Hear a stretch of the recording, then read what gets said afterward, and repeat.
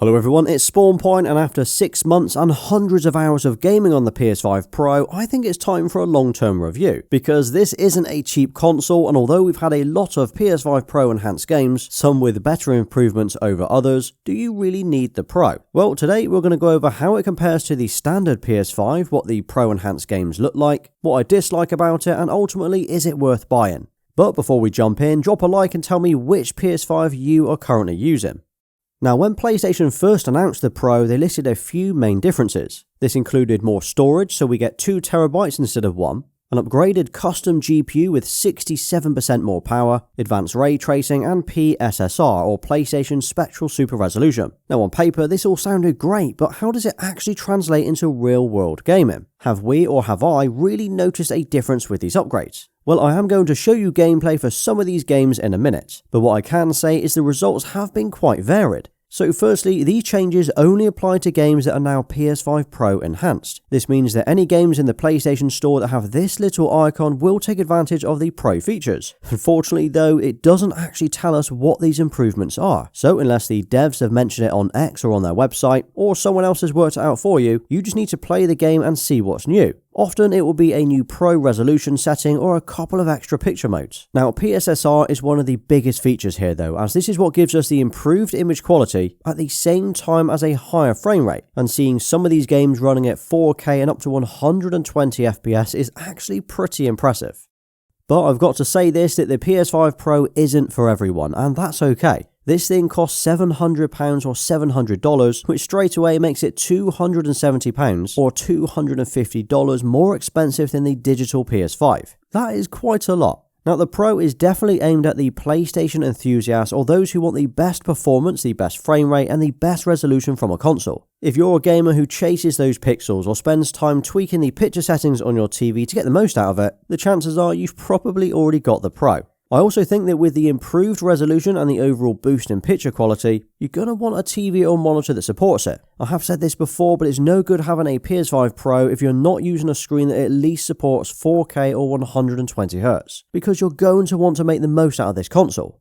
So when the PS5 Pro first released, PlayStation gave us a list of games which were optimized for the Pro. We had Black Ops 6, Alan Wake 2, and Horizon Forbidden West to name a few. There were in fact more than 50 games when the Pro first launched. And since then we've had quite a few new ones added, including Assassin's Creed Shadows, Clair Obscur Expedition 33, and Indiana Jones. In fact, almost every new game released since the console dropped have had this little PS5 Pro icon listed. But what does that actually mean? Well, firstly, none of these games are PS5 Pro exclusives, so every single one of these play absolutely fine on a standard PS5. They are just tweaked very slightly for the Pro.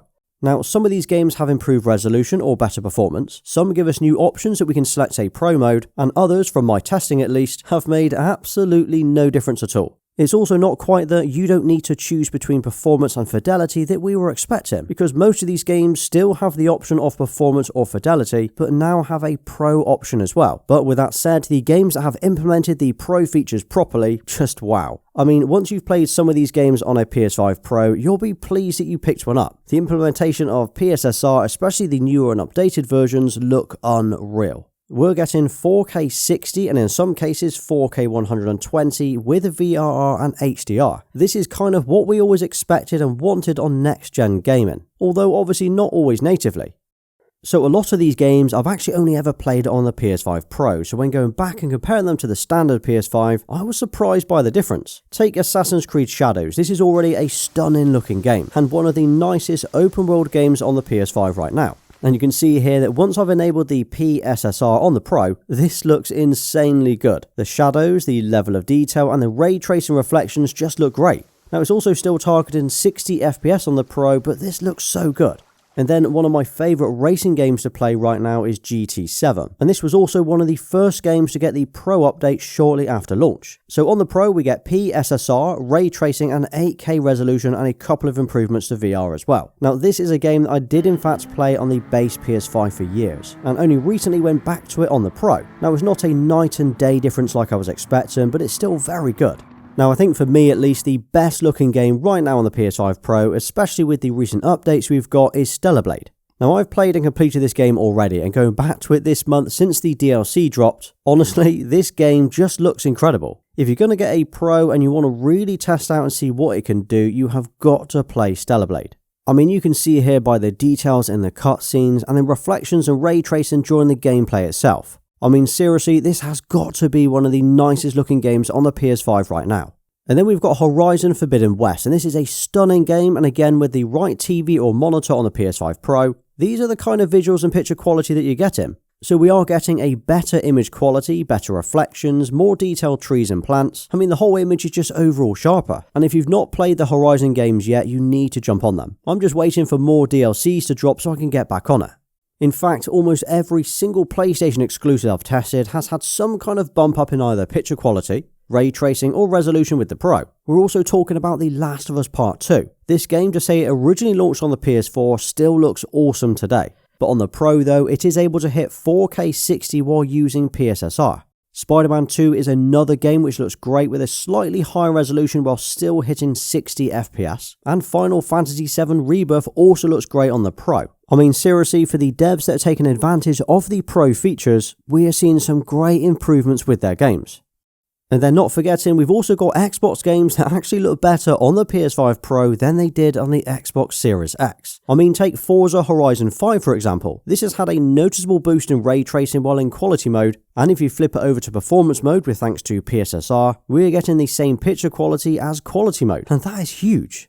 We are literally getting the best image quality of an Xbox game on a PS5. Then we've got Doom the Dark Ages is another one. The overall image quality and resolution has been improved on the Pro over the base PS5. I've been playing this on and off over the last month, which I really need to get back onto, and it is absolutely brutal. I love it.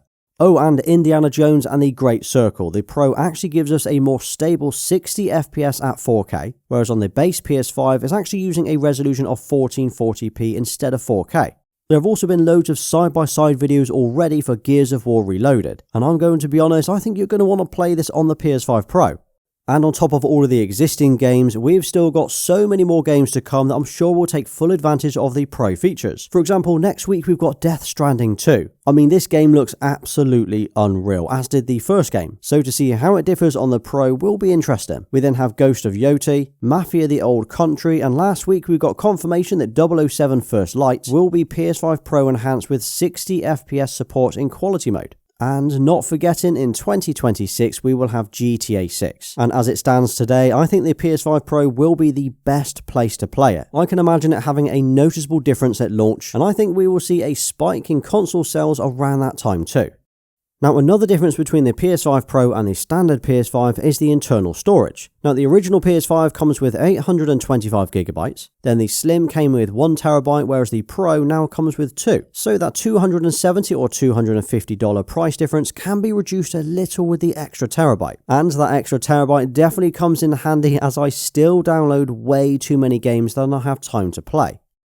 As for the design, well, I've never really had strong views about how it looks. I mean, it just looks fine. But I do think that the Pro looks slightly better than the other two. I think the extra height and the vents on the side certainly give it a more aggressive look in the setup. It looks like a Pro console. It also still has the option to remove the console covers and swap them out for 4 different covers instead. Unfortunately though, at least at the time of making this video, even after 6 months we still don't have any official PlayStation covers that will fit the Pro. Now, I have no idea why it's taking this long, because I know there are a lot of us who would like to get our hands on a black set of console covers. Yes, there are third-party options out there, but the advantage of the official covers is you get the PlayStation logo on the side. Now, what are the chances that shortly after publishing this video, they announce a midnight black cover for the Pro?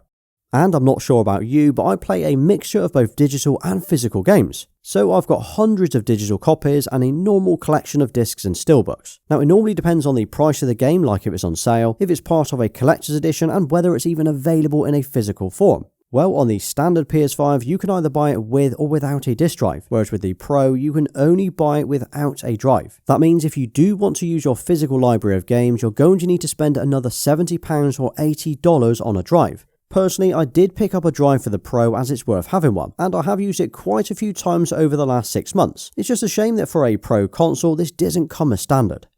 As for improvements or changes that I would like to see with the PS5 Pro, well, here are my thoughts. Firstly, for every game that has the Pro Enhanced logo, I would like to see a clear list of the performance or upgrades to those games. As a user, it would be super helpful if we could see somewhere on the game store at least what we're actually getting without trying to work it out. Also, I know the Pro gets this exclusive wallpaper, but it would be cool to see more Pro related things on here. Maybe some more exclusive wallpapers, or maybe even a different icon displayed when playing on the console. So you can see here if you're on a Pro or a standard PS5. Oh, and console covers. We really need these to be released, as it would be great to get a set of black plates.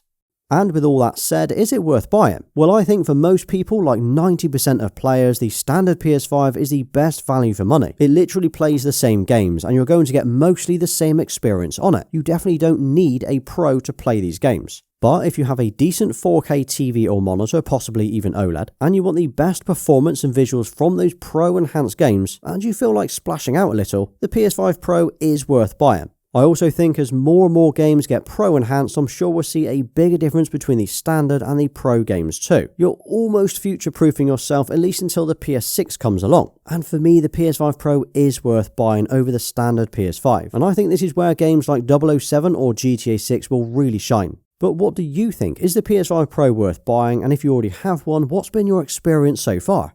Now drop a nice PS5 Pro in the comments and I'll give you a thumbs up for staying right till the end. And if you did enjoy today's video, check out this video next. Well, thanks for watching. Please like, subscribe and follow me everywhere. Until next time.